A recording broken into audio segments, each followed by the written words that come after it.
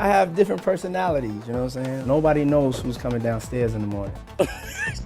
That was a crazy one. What am I doing? You need locks on the doors?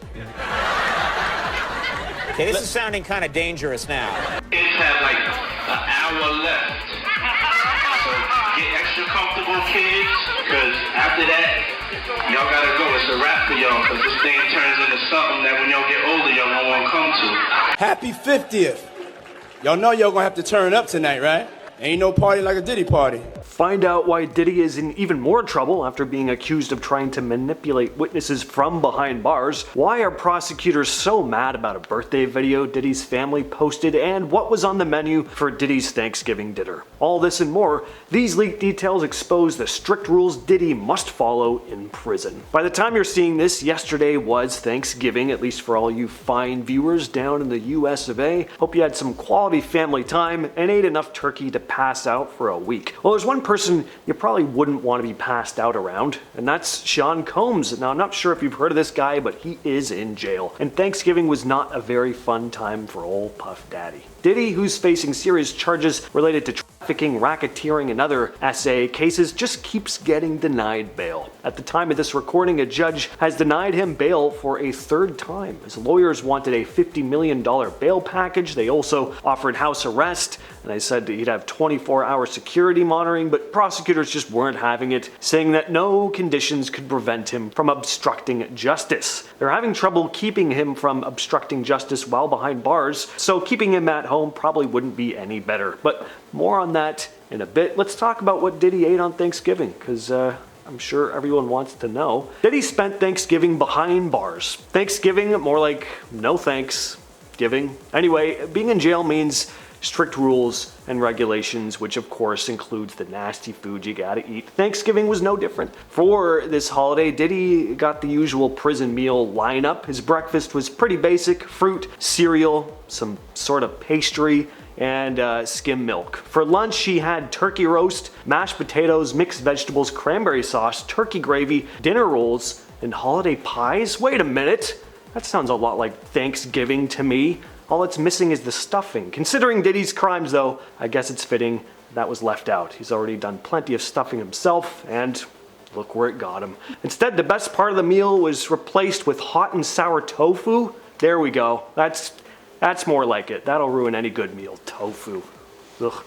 Sorry for the tofu lovers in the audience, all two of you. Now keep in mind, the turkey dinner was actually lunch. For actual dinner, it was a simple meal of a peanut butter and jelly sandwich, potato chips, whole wheat bread, and a fruit drink. A PB&J sandwich plus an extra side of bread. I've never heard of anything like that in my life. Just imagine someone handing you a sandwich and they're like, oh, by the way, check this out. You got a side of bread with that as well. A meal of bread with spread and then more bread. I never want to go to jail. I think that meal has just put me off for good. I will never attend one of Diddy's freak-offs ever again.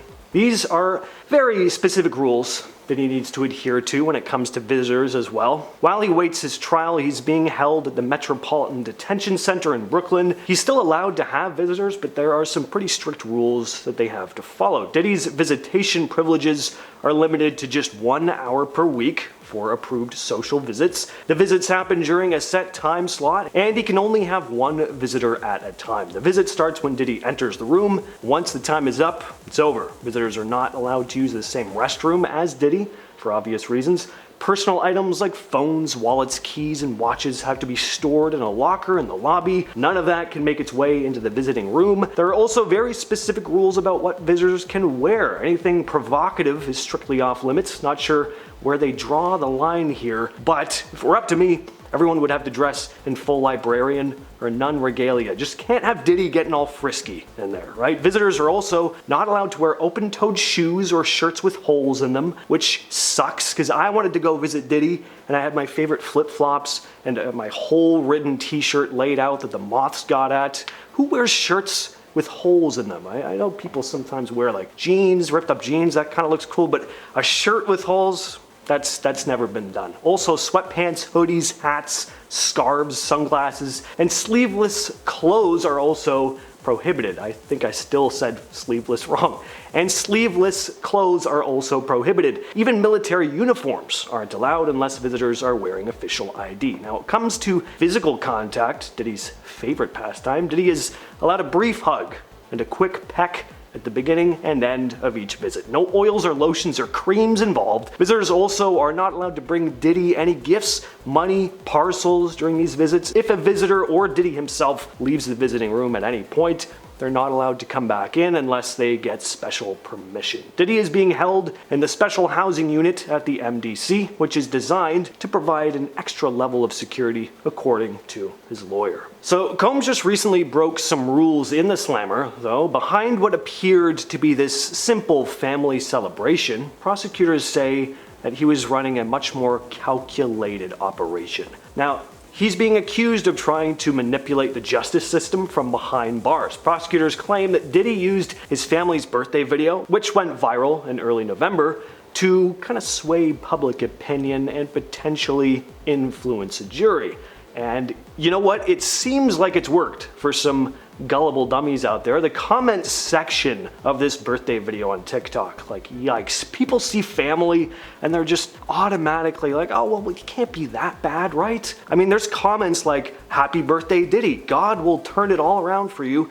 And this next confusing comment, everyone makes mistakes. I pray that he get the chance like anyone else would have gone. Now, aside from the incomprehensible butchering of the English language in that second comment, I mean, seriously, everyone makes mistakes? Do you really call what Diddy's been getting up to for like decades a mistake? A mistake is like, oops, I was a bit of a jerk today, said some things I didn't mean, woke up on the wrong side of the bed. Even a deadly car accident can be a mistake. I mean, they often are. People aren't usually driving around trying to kill people, but intentionally using people in the creepiest of ways multiple times over the course of years, that's just not really an oopsie. I can't even go into details on the crimes here without this video getting all the YouTube flags. So please, folks, I cannot lose any more faith in humanity than I already have. Just try to have some semblance of sanity and just use your brain. I don't know, maybe read about the case before making comments like this. Now, according to court documents obtained on November 15th, Diddy's birthday celebration seemed like a sweet, innocent family moment. His 7 young ones, Quincy, Justin,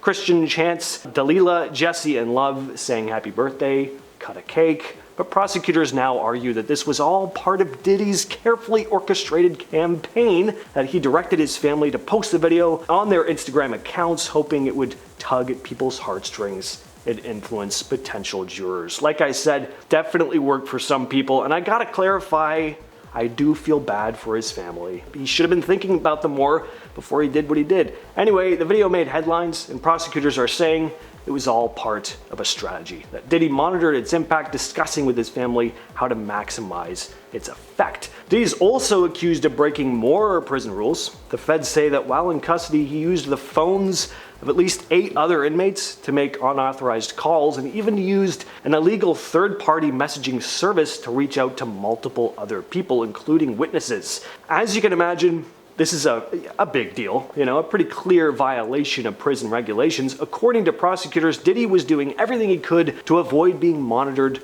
by law enforcement, claiming that he set up social media campaigns designed to influence the jury pool, like we talked about just now, attempted to leak materials that could help his case, and reached out to witnesses using third-party channels. Prosecutors also allege that Diddy bribed inmates by depositing funds into their commissary accounts, helping him communicate in secret. They say he even instructed his family and legal team to use 3-way calls, a tactic that helps hide who else is involved in the conversation. This kind of behavior, prosecutors argue, shows that Combs has no intention of following the rules, even behind bars. He's facing trial in 2025 and has been pushing hard for bail, but it's kind of hard to get bail when you're constantly sneaking around messing with things before your trial has even started. And with these new allegations piling up, prosecutors are making it clear they want to keep him locked up.